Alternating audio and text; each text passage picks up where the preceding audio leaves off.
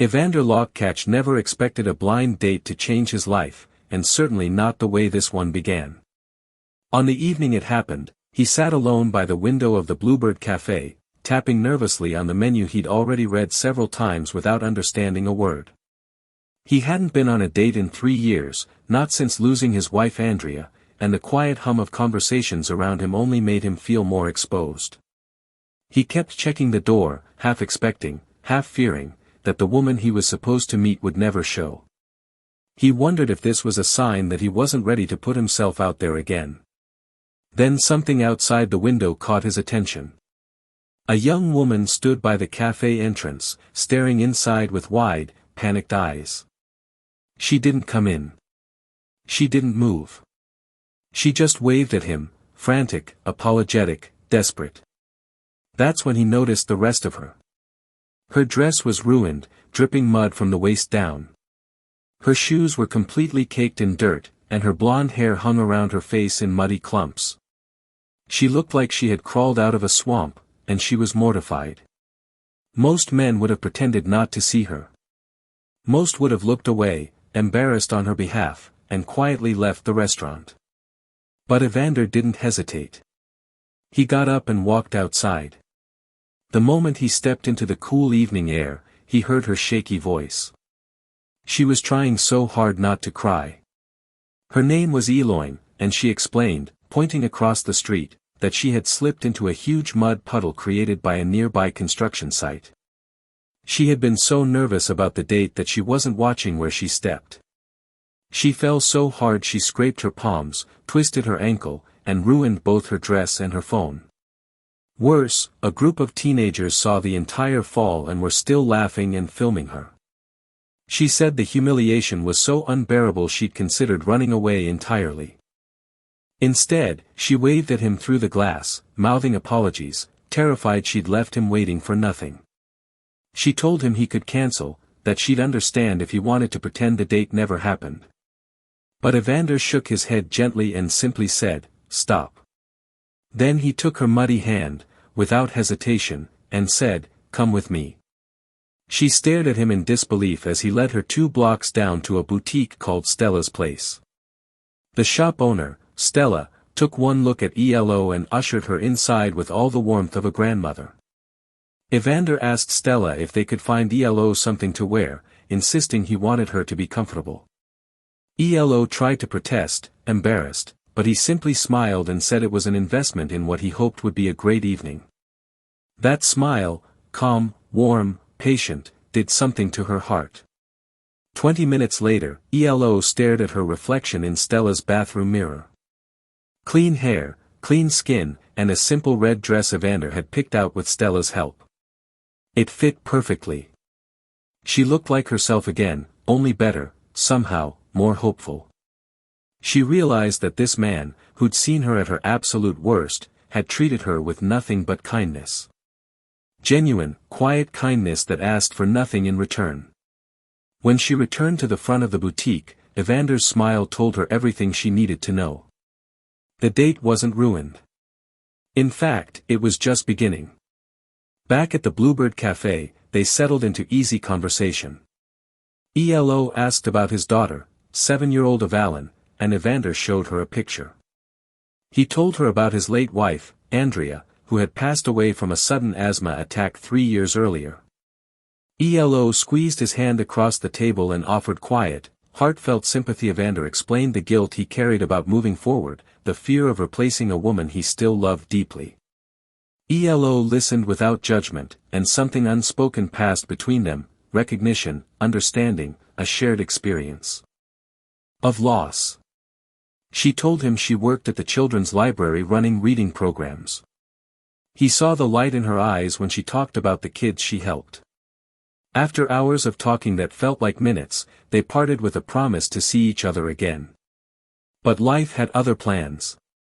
Evalyn got sick. Then Elo's library flooded. Then work interruptions and schedule conflicts piled on. Weeks passed as they postponed dates over and over again. But in those 3 weeks, something beautiful happened. They talked. Really talked. Texts turned into long calls, late-night conversations, shared stories, shared fears, and slowly, gently, a connection formed. When they finally met again for coffee, the tension was gone. When Evander said, "I missed you," Elo glowed and admitted she'd missed him too. 2 months later, after moving carefully and respectfully through the delicate territory of dating as a single father, Evander introduced Elo to Evalin. Elo came prepared, bringing a bag full of carefully chosen children's books. Evalin was quiet and suspicious at first, staring at Elo like a tiny detective. Then she asked, "Are you Daddy's girlfriend?" Evander nearly choked, but Elo laughed, answering gently that she was his friend. That answer earned Evalin's approval. Next came magic tricks, sloppy napkin disappearing acts, card tricks gone hilariously wrong, and laughter. By the end of lunch, Evalin slipped her small hand into Elo's and invited her to dinner sometime. 8 months passed in slow, thoughtful steps. Dinners together. Saturday farmers markets. Ice cream at 10 a.m. because Saturday rules. Quiet nights helping Evalin with homework. Fun chaos. Real life. And in all the ordinary moments, Evander and Elo built something steady and precious. Elo wasn't trying to replace Andrea, instead she honored her memory, treating it gently. Evander admired Elo's patience, her willingness to step back when Evalin had grief-filled breakdowns about her mother, her understanding. That love after loss takes time. Elo worried privately about becoming a parental figure too quickly. Evander reassured her every time that they'd figure things out together. Slowly, Elo became part of their everyday rhythm. Evalin came to love her fully, in that wholehearted way only children can. One random Tuesday, while spaghetti boiled on the stove and garlic bread heated in the oven, Evander watched Elo and Evalin arguing adorably about long division. Elo had the numbers all wrong, Evalin was correcting her in the sassiest 7-year-old voice, and the kitchen felt warm and safe. He turned around, spatula still in hand, and without overthinking, said, "Marry me." Elo froze. Evalin froze. The spaghetti nearly boiled over. He explained that he'd planned a perfect proposal twice, and both times life got in the way. But watching them together, in their messy, imperfect, wonderful life, made him realize that he didn't need perfect. He just needed them. Elo burst into tears and said yes, and Evalin shouted, "Finally. Can I be the flower girl?" 6 weeks later, they held a simple backyard wedding. Wildflowers picked by Evalin, string lights, close friends, and heartfelt vows that made everyone cry. Evander promised to honor his past and build his future with Elo. Elo promised to show up, even when things got messy, the same way she showed up the night she was covered in mud. Later, during the reception, Elo took Evander's hands and whispered that she had a gift for him. She placed his hands on her abdomen and told him he was going to be a father again. His knees buckled as joy overtook him. When Evalin realized she would be a big sister, she screamed in pure excitement, listing all the magic tricks she would teach the baby and suggesting names like Sparkle and Dragon. That night, under string lights and the soft hum of summer air, Evander and Elo danced slowly while Evalin watched from the doorway practicing her newest magic trick.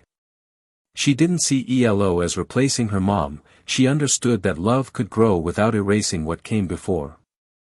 She saw Elo as her new mom, not by blood, but by choice, by love, by showing up again and again. Their story wasn't perfect, and it didn't need to be. It began with mud, embarrassment, and a moment where everything could have gone wrong. But instead, Evander stepped outside. Instead, Elo waved instead of walking away. Instead, they showed up for each other. They learned that love doesn't demand perfection. Love asks for presence. For choosing each other through the mess, the grief, the ordinary days. For holding out a hand when the other person is covered in mud, literally or metaphorically. Their life became built on small moments, math homework, failed magic tricks, messy kitchens, late-night talks, and a little girl who believed in the magic of family. And as they danced that night, ELO with a new life growing inside her, Evander holding his wife and daughter close, Evalyn smiling from across the yard, their future looked bright. Not because everything would be easy, but because they would face each challenge together. It all began with a disastrous first impression. With mud. With humiliation.